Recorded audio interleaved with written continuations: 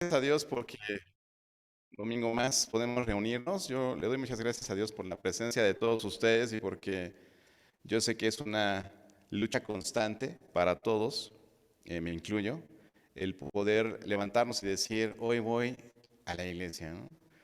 Unos hermanos de poca fe dijeron, ¿y para qué pones tantas sillas? Dije, van a faltar, pues a ver, ¿verdad? No, no es cierto. Pero gracias a Dios porque todos podemos tener esa convicción, hermanos, de venir a un lugar a rendir nuestro culto a Dios. Recuerde, es la actitud de usted hacia Dios. No lo que usted pueda venir a consumir o el servicio que nosotros le podamos dar, sino más bien la actitud que usted trae para poder alabar a Dios. Bueno, yo espero que todos hayan podido tener un hermoso tiempo con su familia, otros de vacaciones, todo bien. La verdad es que me da mucho gusto verles. Yo sé que es un tiempo en el que la mayoría están descansando. Y el próximo año, así como se va recorriendo, ¿no? Se va recorriendo un día cada año las fechas. El próximo año, el domingo va a ser 25 de diciembre. ¿Cuántas sillas ponemos? Pues ponemos más, ¿no? Ponemos unas 100 porque entonces nos va a tocar aquí el recalentado. Eso va a estar padre, ¿no? Entonces va a estar muy, muy bien. Gracias a Dios por este tiempo, pues, por la disposición de su corazón. Y bueno, le doy gracias a Dios porque está mi familia aquí conmigo. La familia Velasco Hernández son la esposa y los hijos de mi hermano Uciel, la novia de mi hermano Uciel. Y bueno, pues gracias a Dios porque pudieron estar con nosotros ahora en la Nochebuena, en la Navidad, y bueno, que hoy pueden acompañarnos acá en la iglesia. También, pues bienvenidos todos, los sobrinos de los Cervantes también.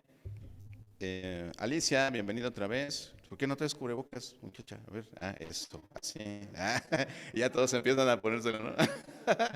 Yo porque yo aquí la barrera es mi computadora, o sea que bien. Bueno, bienvenidos todos nuevamente. Y como habíamos dicho en un inicio, ya vieron la intro. Eh, Nosotros no estamos hablando precisamente acerca de la Navidad en este mes, porque ya hablamos, ¿verdad? El primer domingo de diciembre, ya hablamos al respecto. Y hablar acerca de la obra de Cristo no es hablar exclusivamente de su nacimiento.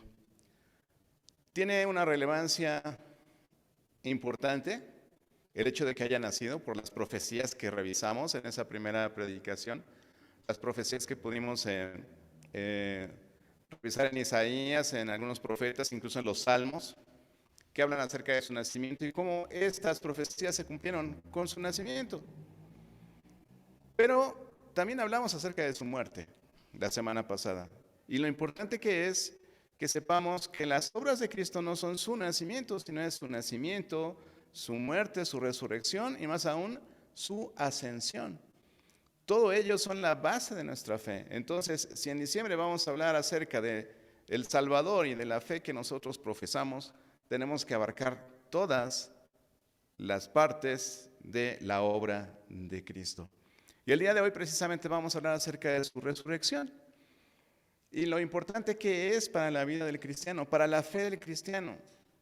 Si Jesús no resucitó, nuestra fe es totalmente vana y somos los más dignos de lástima, ¿verdad?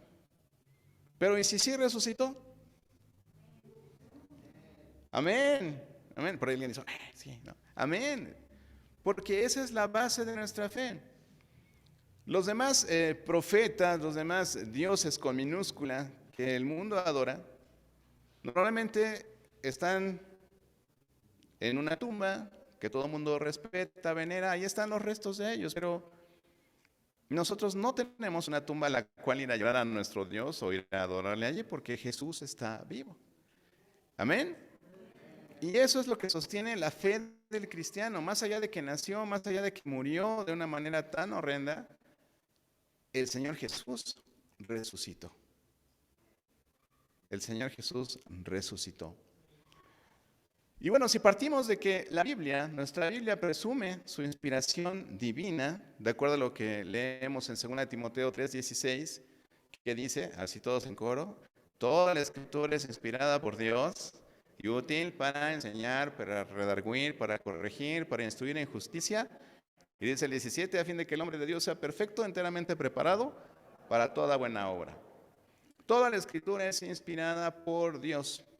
Y precisamente por estar inspirada por Dios, hay dos verdades muy simples, pero sumamente relevantes respecto a este libro de libros. La Biblia significa libros, biblos, libros. Son 66 libros. Y lo que podemos encontrar, dos verdades sumamente importantes al respecto, es que el Mesías del que se nos habla en el Antiguo Testamento ya ha venido. Ese Mesías ya vino. Es esa primera gran verdad.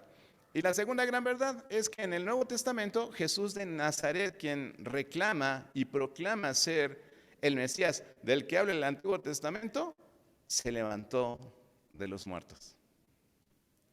Esas dos grandes verdades son las que sostienen, las que sustentan nuestra fe y son las que fundamenta nuestra Biblia.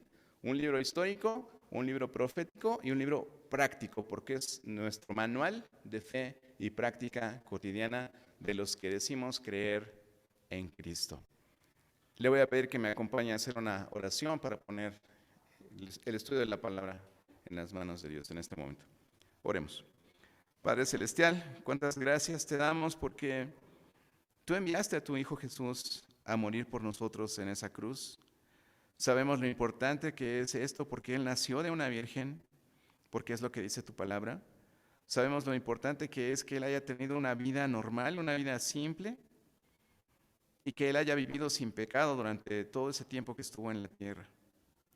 Te damos gracias porque en Él se cumplieron todas esas profecías del Antiguo Testamento que indicaban que un Mesías vendría, que un descendiente de David establecería un reino, pero un reino que no es de este mundo. Gracias por la vida de Jesús, gracias por su muerte y gracias, Padre, porque el día de hoy podemos hablar acerca de este tema tan relevante que es su resurrección. Gracias, Padre, porque Cristo resucitó un día y a través de ello tú completaste esa obra de nuestra redención y de nuestra salvación. Gracias, Señor, por esto y gracias por la libertad de poder abrir tu palabra en esta mañana y poder compartirla con mis hermanos. Te damos gracias en el nombre de Jesús. Amén. Yo dije, ¿qué bebé se oye? Hola, Noah. Tengo como 2 meses cargando un regalo para Noah y no coincidimos.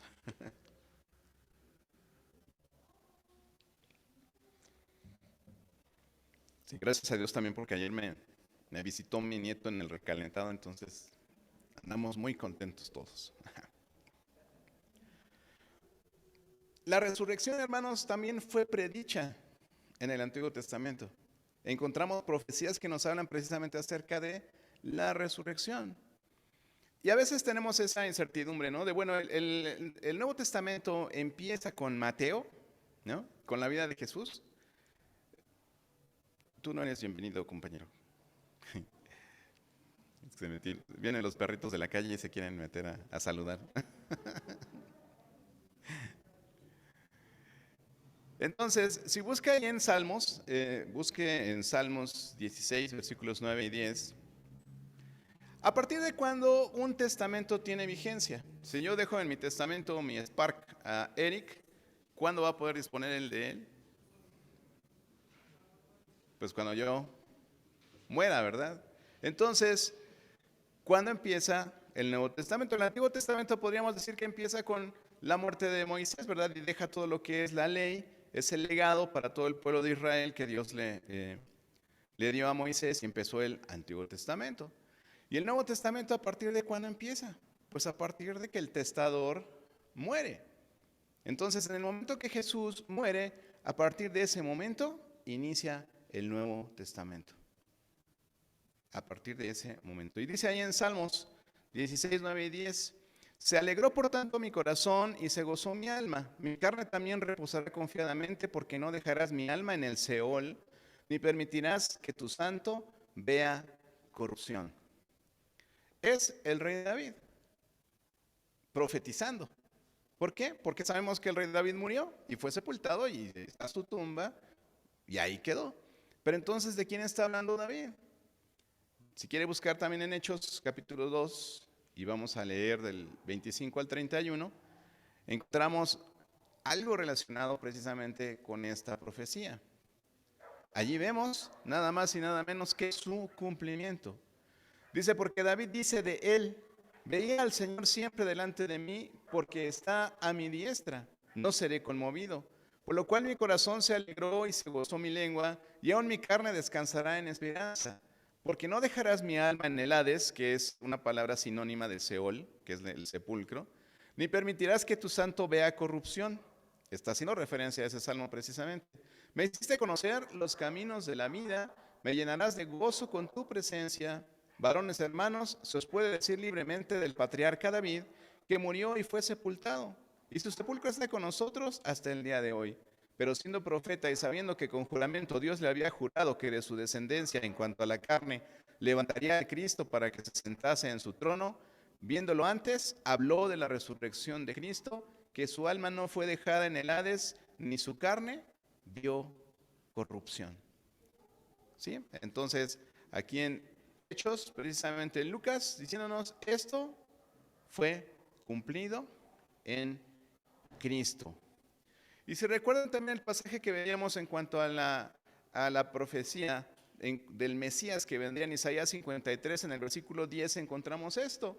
Con todo eso, Jehová quiso quebrantarlo, sujetándole a padecimiento. Cuando haya puesto su vida en expiación por el pecado, verá linaje, vivirá por largos días. Y la voluntad de Jehová será en su mano prosperada. Entonces, ¿de quién estamos hablando? Dice que vivirá por largos días. Primero lo quiso quebrantar, lo sujetó a padecimiento y fue muerto como un cordero llevado al matadero, pero dice que vivirá por largos días. Está hablando precisamente de que ese Mesías no moriría para siempre como los demás, ¿no? Sino que él resucitaría. Y ahora vaya por favor a Santiago, Salmos también, Salmos 16, del 8 al 11.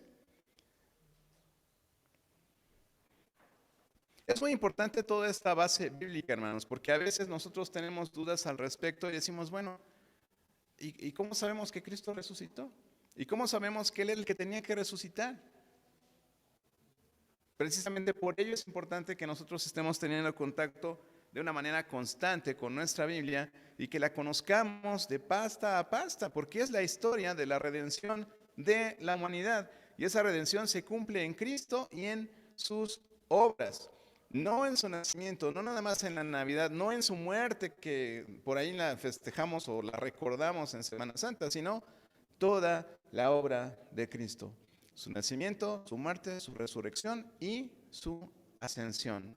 Y qué hermoso va a ser que el próximo domingo podamos iniciar el año recordándonos que Jesús se fue a prepararnos una morada en donde Él dijo que iba a estar. Amén.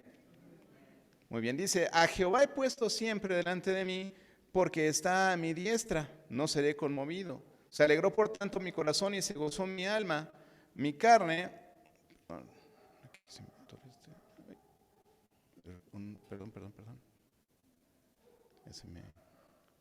Mi carne también reposará confiadamente, porque no dejarás mi alma en el Seol, otra vez en el sepulcro, ni permitirás que tu santo vea corrupción. Me mostrarás la senda de la vida, en tu presencia hay plenitud de gozo, delicias a tu diestra para siempre. Estas son profecías en el Antiguo Testamento que nos hablan acerca de la resurrección de Cristo. Y si recuerdan las peculiaridades que vimos acerca de la muerte de Jesús la semana pasada, hablábamos de cómo Jesús mismo profetizó su muerte, Él dijo cómo iba a ser, a qué hora iba a ser, cómo iba a suceder. Él mismo predijo su muerte. Y de la misma forma también Jesús predice su resurrección. Jesús mismo en su ministerio les estuvo diciendo constantemente, me voy a morir así, y ¿saben qué? También voy a resucitar. Y así lo dijo Jesús. Vaya por favor a Juan capítulo 10, versículos 17 y 18.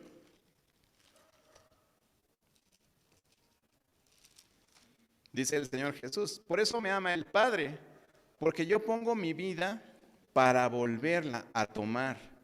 Nadie me la quita. También veíamos ese pasaje la semana pasada. Él voluntariamente quiso morir para cumplir la obra de Dios, sino que yo de mí mismo la pongo. Tengo poder para ponerla y tengo poder para volverla a tomar.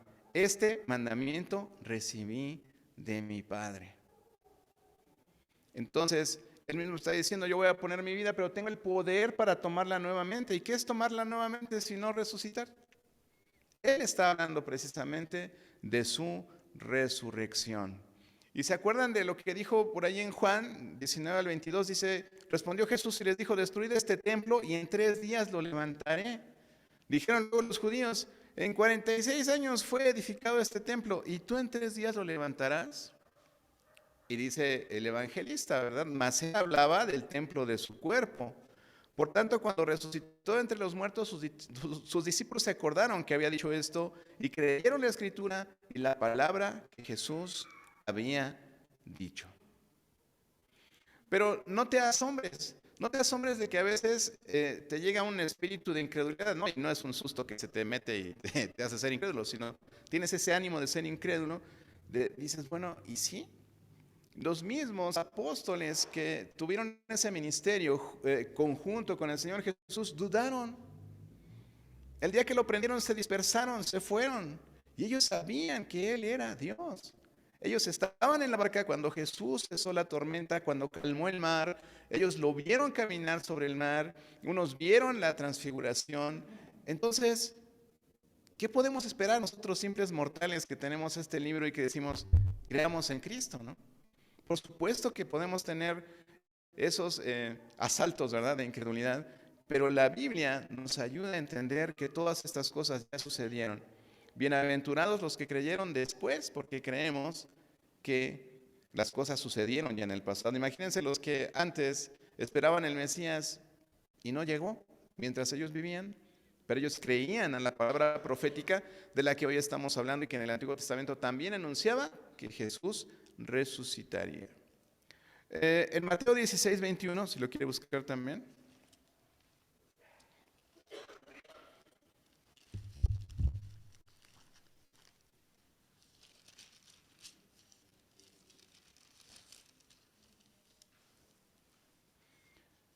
Dice, desde entonces comenzó Jesús a declarar a sus discípulos que le era necesario ir a Jerusalén y padecer mucho de los ancianos, de los principales sacerdotes y de los escribas, y ser muerto y resucitar al tercer día.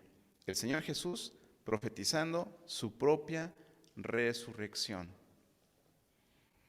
Y les voy a dar los dos pasajes, Mateo 17, 22 y 23, ahí adelantito, dice, estando ellos en Galilea, Jesús les dijo, el Hijo del Hombre será entregado en manos de hombres y le matarán, mas al tercer día resucitará.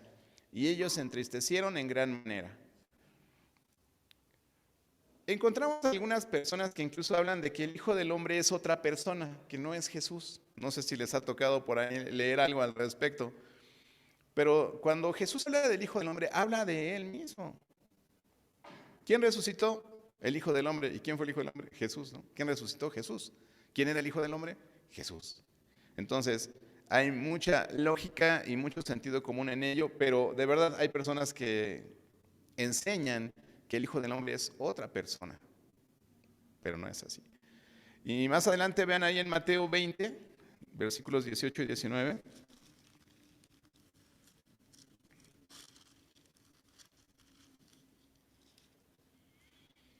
Dice, aquí subimos a Jerusalén y el Hijo del Hombre será entregado a los principales sacerdotes y los escribas y le condenarán a muerte y le entregarán a los gentiles para que le escarnezcan, le azoten y le crucifiquen. ¿Y qué va a pasar después? Dice, mas al tercer día resucitará. Así como David profetizó acerca de una tercera persona, ahora Jesús profetiza en tercera persona, pero está hablando de él mismo. Y esto era necesario que le pasara al Mesías, al Hijo de Dios. Entonces,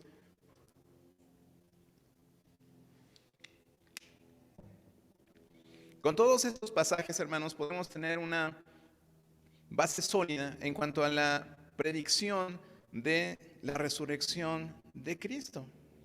Y todos decimos, sí, qué padre, o sea, hay un sustento, históricamente sucedió, Históricamente, Cristo dividió nuestra era. Seguimos contando cada día que nosotros decimos, ay, hoy es 26 de diciembre del 2021. Estamos contando los días desde su nacimiento. Y es una cuestión mundial, y aún así mucha gente dice, bueno, pero ¿y quién fue Jesús, no? ¿Hay quien se atreve a decir que Jesús ni siquiera existió? Pastores y pastoras de ideas extrañas, ¿verdad? Que andan anunciando que incluso el apóstol Pablo no existió, ¿no? Imagínense, si el apóstol Pablo no existió, todo lo que nosotros hacemos en la iglesia es algo irreal, es algo que no tiene ningún fundamento, porque el fundamento de la iglesia no testamentaria está cimentado en las epístolas del apóstol Pablo. De hecho, mucho de lo que vamos a leer ahora está entre la transición, bueno, el libro de transición que es Hechos, y lo que nos enseña el apóstol Pablo respecto a los resultados que la resurrección de Cristo trajo para el creyente. ¿Qué ganamos nosotros con el hecho de que Jesús haya resucitado, que el Mesías haya cumplido todas esas profecías? ¿Qué es lo que nosotros ganamos? ¿Cuál es el beneficio para nosotros como seguidores de Cristo o como creyentes en Cristo? El día de hoy yo veo aquí a discípulos de Cristo. El día de hoy yo veo aquí a discípulos de Cristo que están dispuestos a seguirle, que están dispuestos a obedecerle y que están dispuestos a cambiar o ayudar a otros a cambiar el destino eterno de sus almas. Es lo que yo veo aquí. Y por esto esta enseñanza, porque nosotros tenemos que tener más claro que nadie por qué nació Jesús, por qué murió, cómo murió, el impacto que eso tiene para nuestros días, y también es de vital importancia que sepamos qué resucitó y por qué resucitó y para qué resucitó y cuál es el beneficio que eso trae a tu vida. Por eso la resurrección es un hecho histórico que sustenta la fe cristiana. En pocas palabras, eso es lo que sustenta nuestra fe, hermanos.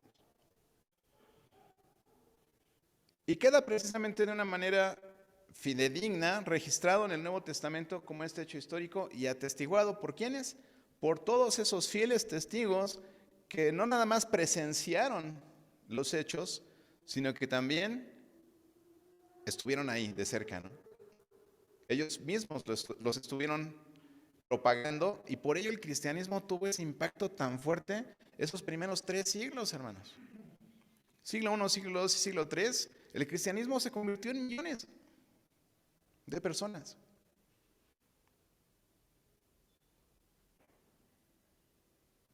Porque ellos tenían, por cierto, todo lo que estaban viviendo y todo lo que había sucedido.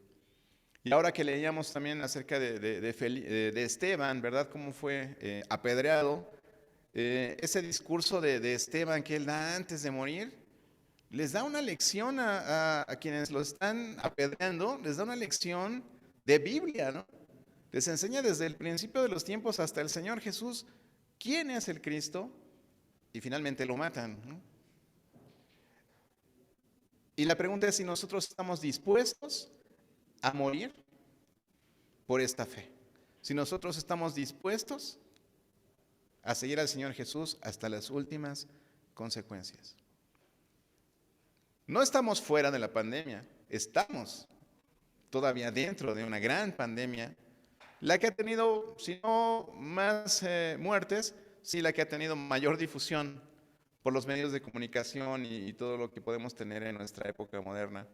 Pero sabemos que ha habido pandemias que han acabado con millones y millones de personas.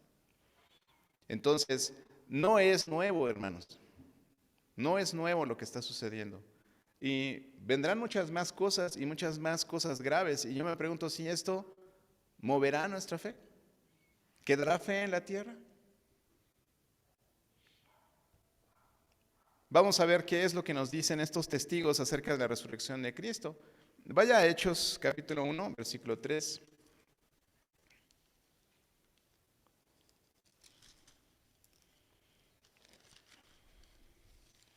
Hechos lo escribe Lucas, que también escribió el Evangelio según San Lucas. y es la continuación de su relato. Él es quien más científicamente escribe sus cartas, su evangelio, o su versión del evangelio, y después escribe Hechos, dándole fiel seguimiento al nacimiento de la iglesia no testamentaria. Dicen en Hechos 1:3, en el primer tratado, oh Teófilo, hablé acerca de todas las cosas que Jesús comenzó a hacer y a enseñar, hasta el día en que fue recibido arriba, después de haber dado mandamientos por el Espíritu Santo a los apóstoles que había escogido, a quienes también, después de haber padecido, se presentó vivo con muchas pruebas indubitables, o sea que no tienen duda, apareciéndoseles durante 40 días y hablándoles acerca del reino de Dios. Jesús vino a establecer su reino, pero él dijo claramente que su reino no era de la tierra. Tristemente muchos de sus seguidores incluso pues, estaban ahí con él porque decían, a ver qué nos toca, ¿no? A ver si aunque sea nos toca de pajes o de ballet del rey, querían un puesto. Pero Jesús anunció que su reino no era de este mundo, de esta tierra. Pero Él estableció su reino desde entonces. Y nosotros, hermanos, por el hecho de poder poner nuestra fe, nuestra confianza en el sacrificio de Jesús, somos miembros de ese reino, ya. Nuestra ciudadanía está en el cielo, de donde esperamos a nuestro Salvador al final de los tiempos. Y también el apóstol Pedro, ahí sigan Hechos, en Hechos 2:32, menciona lo siguiente. A este Jesús resucitó Dios, de lo cual todos nosotros somos testigos. El apóstol Pedro, en sus discursos, él también menciona esto con mucha vehemencia, con mucha certidumbre.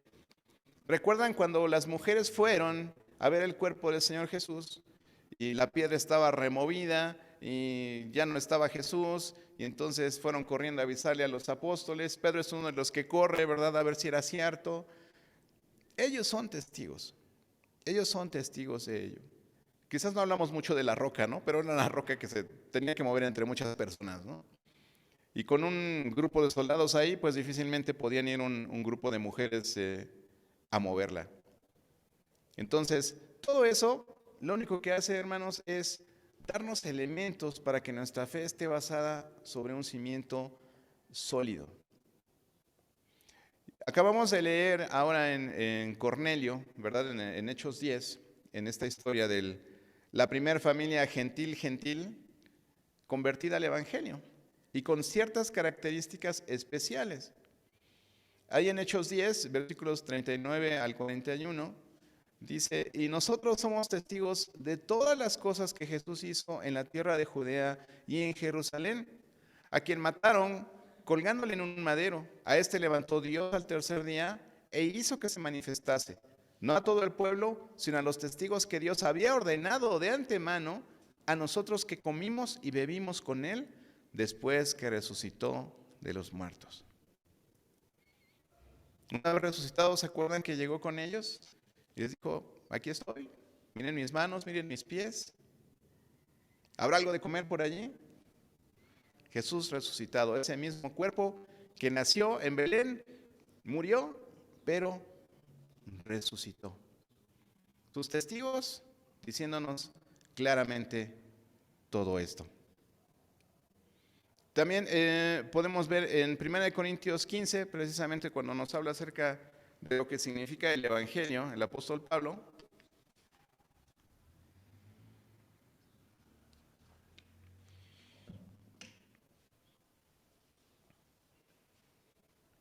Dice ahí en 1 Corintios 15, 3 al 8, dice, porque primeramente os he enseñado lo que asimismo recibí, que Cristo murió por nuestros pecados conforme a las Escrituras, y que fue sepultado y que resucitó al tercer día conforme a las Escrituras, y que apareció a Cefas. Cefas, ¿se acuerdan? Es Pedro. Y después a los 12. Después apareció a más de 500 hermanos a la vez, de los cuales muchos viven aún y otros ya duermen. Después apareció a Jacobo, después a todos los apóstoles y al último de todos, dice Pablo, como a un abortivo me apareció a mí, el último apóstol llamado por el Señor Jesús. Este hecho histórico, entonces, hermanos, define y soporta totalmente la estructura de la enseñanza cristiana, la resurrección de nuestro Señor Jesús. Como les decía, de tal forma que si Él no resucitó de los muertos, entonces nuestra predicación y nuestra fe son totalmente vanas. Y es lo que dice también el apóstol Pablo, ahí mismo en ese capítulo, en el 15-14, es donde dice esto. Ahora, la tumba de Jesús quedó vacía. ¿Y qué pasó con el cuerpo de Jesús? ¿Qué pasó con el cuerpo de Jesús? Podríamos pensar varias cosas, ¿no? En primer lugar, no podemos creer que sus enemigos lo hayan sacado de la tumba. ¿Por qué? Porque eso hubiera generado muchísima confusión en toda la historia de la resurrección. Además de que también con esto podrían haberle dado veracidad a lo que el mismo Jesús había venido profetizando. Jesús dijo que Él iba a resucitar. Entonces, si sus mismos enemigos hubieran sacado el cuerpo de Jesús, pues al contrario, ¿no? Lejos de tirar por la borda, por así decirlo, esa declaración de Jesús que iba a resucitar, pues le iban a confirmar porque no iban a encontrar el cuerpo. Entonces, por eso no pudieron haber sido ellos los que robaron el cuerpo, porque eso hubiera sido corroborarlo, ¿no? Tampoco sus discípulos pudieron haber robado el cuerpo. ¿Por qué? Porque sabían que si tan solo intentaban hacerlo, bueno, de hecho iba a ser muy difícil acercarse a la tumba con tantos soldados romanos allá alrededor, ¿no? Y ellos no eran guerreros, si ustedes recuerdan, eran pescadores, eran personas muy sencillas, ¿sí? Comunes y corrientes. Entonces no era que tomaban las armas e iniciaban una revuelta en contra del ejército romano, ¿no? Entonces no pudieron haber sido tampoco ellos. Porque ¿qué es lo que hicieron? Desde el momento en que prendieron a Jesús, se esparcieron, tuvieron miedo, como cualquiera de nosotros podría tener miedo de morir. Así, ellos tuvieron miedo y se dispersaron. Entonces, seguramente estaban escondiéndose. No andaban ahí cubrando cómo sacar al Señor de la tumba, ¿no? Para ver si había resucitado, pues no. No sé qué tanto pudieron haber pensado ellos, ¿no? Se dijeron, oye, es que el Señor Jesús dijo que iba a resucitar. ¿Y cómo le ayudamos? Pues vamos a quitar la piedra, ¿no? Pero si resucitó, pues va a estar ahí adentro, entonces pues, alguien tiene que mover la piedra. No sé, o sea, pudieron pensar muchas cosas, ¿no? Traigan un cartucho de dinamita, volamos la piedra, Señor, escóndete por allí para que no te llegue la explosión, no sé. Pudieron pensar muchas cosas, ¿no? Pero la verdad, hermanos, es que no hay otra explicación, una explicación satisfactoria de esa tumba vacía. La explicación más lógica, la de mayor sentido común y la que nos dice la historia es que Jesús resucitó. Jesús resucitó. Y algo muy importante notar en este hecho de que la tumba haya quedado vacía es que fue una resurrección física, hermanos. No es que el Espíritu de Jesús resucitó, sino que ese mismo cuerpo que fue crucificado, que fue maltratado, ese mismo cuerpo fue el que resucitó. Es el mismo que se levantó para que se cumplieran esas profecías que ya vimos antes, de que su cuerpo no vería corrupción. ¿Qué es esto que no se echaría a perder, que no se podriría como nuestros cuerpos se van a comer los gusanos un día, ¿no? Si es que el Señor no viene antes. Entonces, todas esas son peculiaridades de la resurrección de Cristo.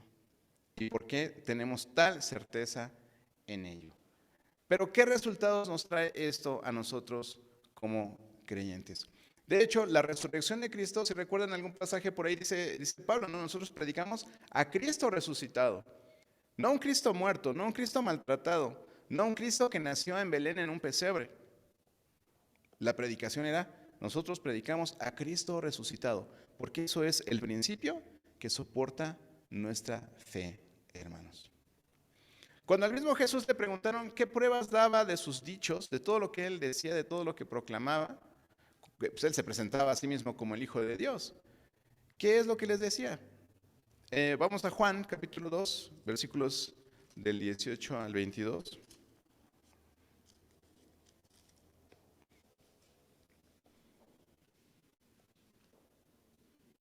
Los judíos le preguntaban, ¿no? Los judíos le respondieron y le dijeron, ¿qué señal nos muestras, ya que haces esto? Respondió Jesús y les dijo, destruid este templo y en 3 días lo levantaré. Dijeron luego los judíos, En 46 años fue edificado este templo y tú en 3 días lo levantarás. Mas él hablaba del templo de su cuerpo. Por tanto, cuando resucitó de entre los muertos, sus discípulos se acordaron que había dicho esto, creyendo la escritura y la palabra que Jesús había dicho. ¿Qué prueba nos das de esto? ¿Qué prueba nos das de que tú tienes potestad para perdonar los pecados? ¿Qué pruebas nos das de que tú puedes resucitar muertos? ¿Qué pruebas nos das de que tú puedes sanar enfermos? ¿Qué pruebas nos das de que tú puedes sacar demonios? ¿Qué pruebas nos das de que tú puedes detener la tormenta, que puedes calmar el mar? ¿Qué pruebas nos das? Que voy a resucitar. O sea, es la prueba mayor de que Jesús es quien dijo que era. Amén. Amén, hermanos, porque Jesús es Dios. ¿Y por qué decimos que es la base de nuestra fe? Bueno, en primer lugar, porque prueba que Cristo realmente borró nuestros pecados, en primer lugar. Es la prueba de que Jesús realmente borró nuestros pecados.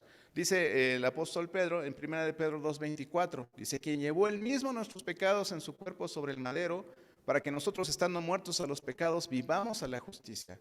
Dice, y por cuya herida fuisteis sanados. Hablando del pecado, fuimos curados del pecado, fuimos sanos del pecado.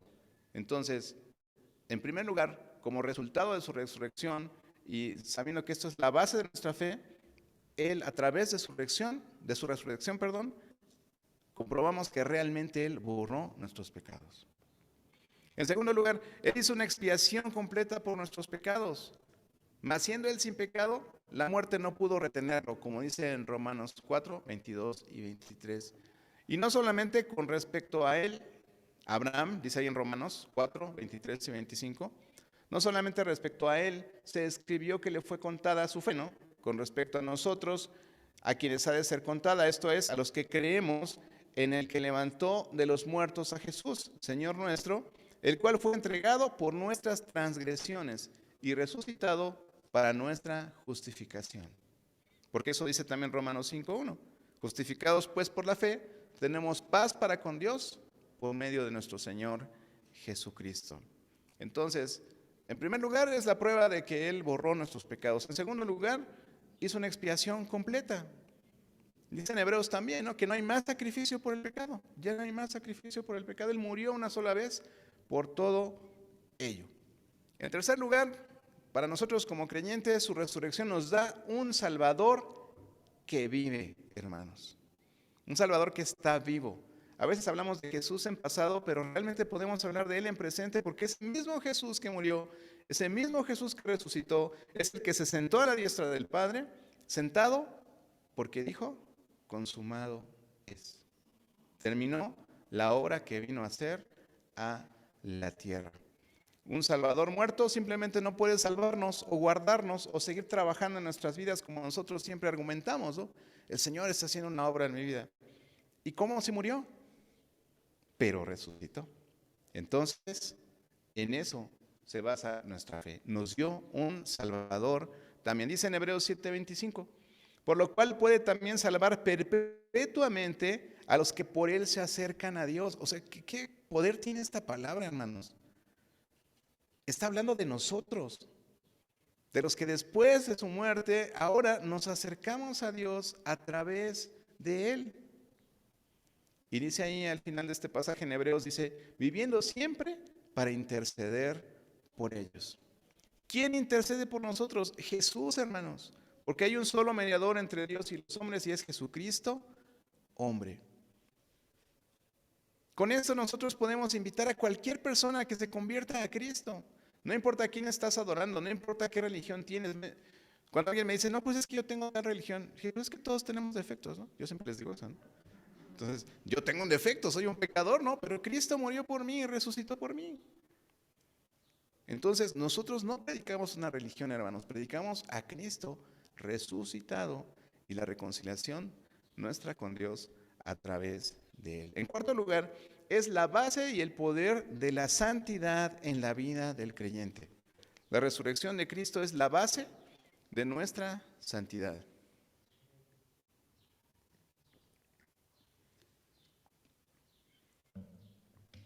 En Romanos 6, 10 y 11 dice, porque en cuanto murió, al pecado murió una vez por todas, mas en cuanto vive, para Dios vive.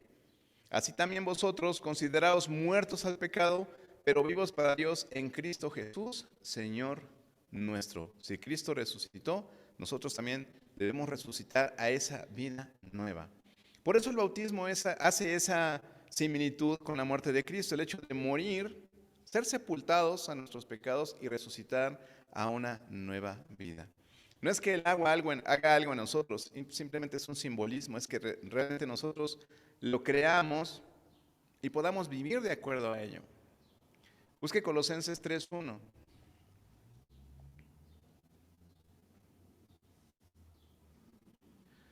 Si pues habéis resucitado con Cristo, buscad las cosas de arriba, donde está Cristo, sentado a la diestra de Dios. Si realmente has nacido de nuevo, como nos enseña el Señor Jesús, si realmente has nacido de nuevo, entonces deberías buscar las cosas de arriba, donde está Cristo sentado a la diestra de Dios. ¿Y qué es buscar las cosas de arriba? Sino buscar la santidad y vivir como Dios quiere que nosotros vivamos. Y vuelve a salir a la luz ese pasaje que hemos leído mucho, que es Romanos 6:22, que dice, mas ahora que habéis sido libertados del pecado y hechos siervos de Dios, tenéis por vuestro fruto la santificación y como fin la vida eterna. Sabemos a dónde vamos, hermanos, pero el Señor nos invita a que vivamos una vida que le glorifique, una vida que sea de testimonio a los demás para que ellos también puedan, a través de Jesús, acercarse a Dios y conocerle. En quinto lugar, la resurrección de Cristo, mis hermanos, es la garantía de nuestra propia resurrección. Es la garantía que tenemos. Dice en 1 de Tesalonicenses 4:14. Porque si creemos que Jesús murió y resucitó, así también traerá Dios con Jesús a los que durmieron en él. Entonces también es una garantía de nuestra resurrección, hermanos. Y en último lugar, en sexto lugar, como resultado de su resurrección, leemos en Apocalipsis capítulo 1, 17 y 18, que también destruyó el poder de la muerte a través de su resurrección.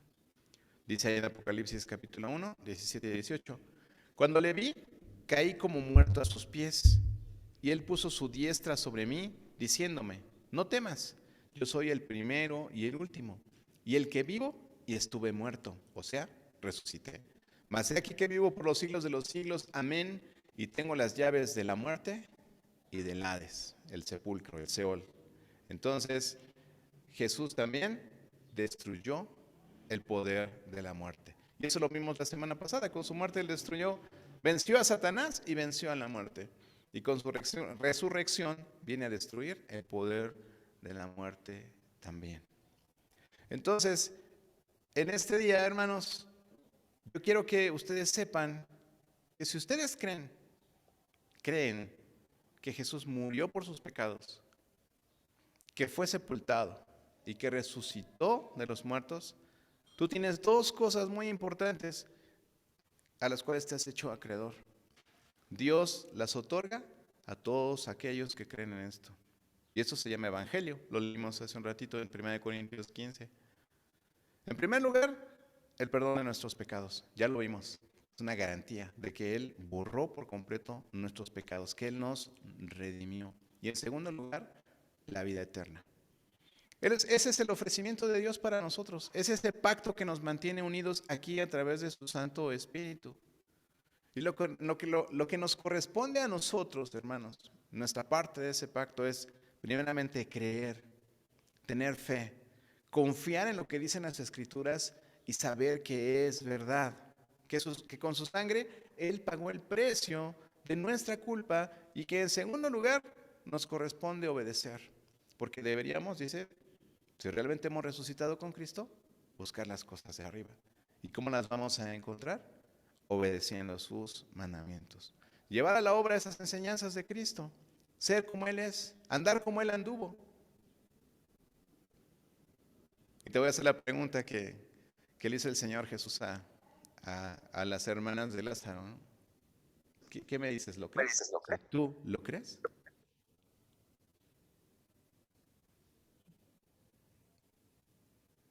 Qué hermoso saber que nuestro Salvador vive, que nuestro Salvador resucitó y ha hecho todo esto por todos nosotros. Gracias a Dios por su palabra, hermanos. Vamos a ponernos de pie y vamos a orar.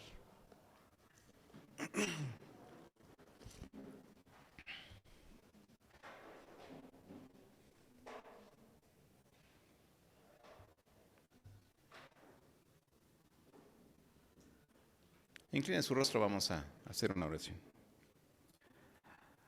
Amado Dios, cuántas gracias te damos por tu palabra. Cuántas gracias te damos por tantas referencias, por tanta historia, por tantas cosas que nos han dejado tus testigos escrito aquí en esta Biblia, para que nosotros entendamos que tu Hijo Jesús vino a salvarnos y que nosotros no tenemos que hacer nada, Padre, porque Él hizo la obra. Él es el que murió. También es Él el que resucitó y que a través de ello, Señor, nos da esta confianza de poder estar aquí, Señor, gozándonos en tu presencia, buscando ser agradables delante de ti, Señor. Yo sé que todos podemos traer cargas en este momento, podemos traer enfermedades, podemos traer luchas, podemos traer tantas cosas, Señor. Pero sabemos que todo ello es temporal porque tú nos prometes una morada, Señor, una morada en donde tú estás y una morada en donde ya no vamos a tener dolor, donde ya no va a haber llanto, Señor, y que estaremos alabándote por toda la eternidad.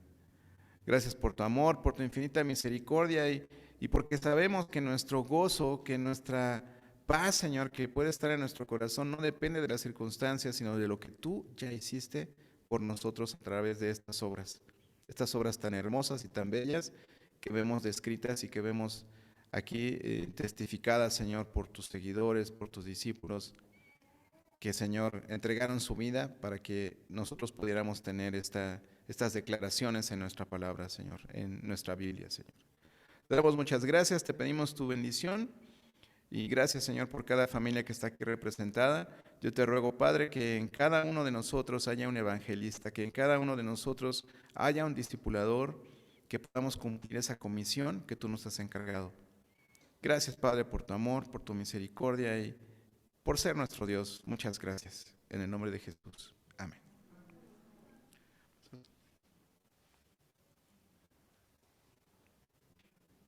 Dios los bendiga, hermanos. Permanezcan de pie, por favor.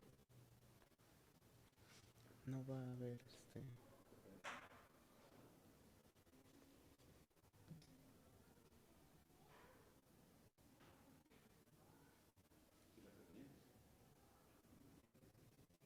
Oye, ¿este cubrebocas es tuyo? ¿Este cubrebocas es tuyo? Gracias. Sí.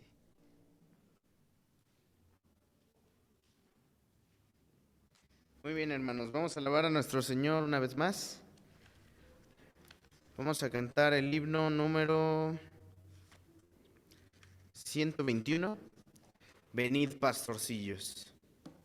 Hermano Misael, si me puedes apoyar, por favor.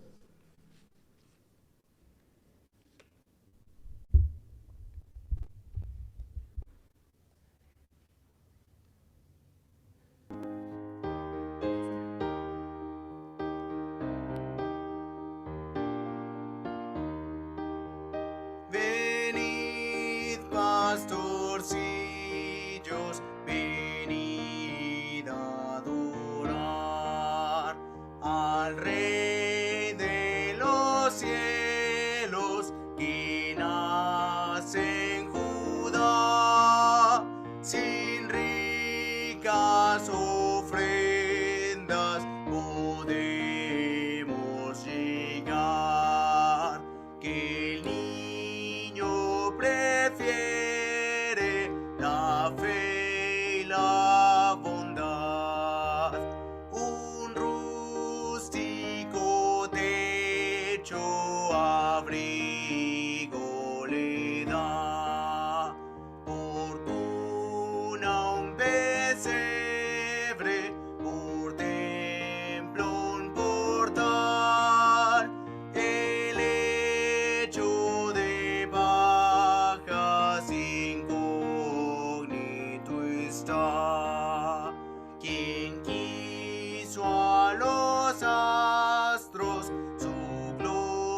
gloria prestar. Hermoso lucero divino alumbrar, y magos de oriente buscándole van.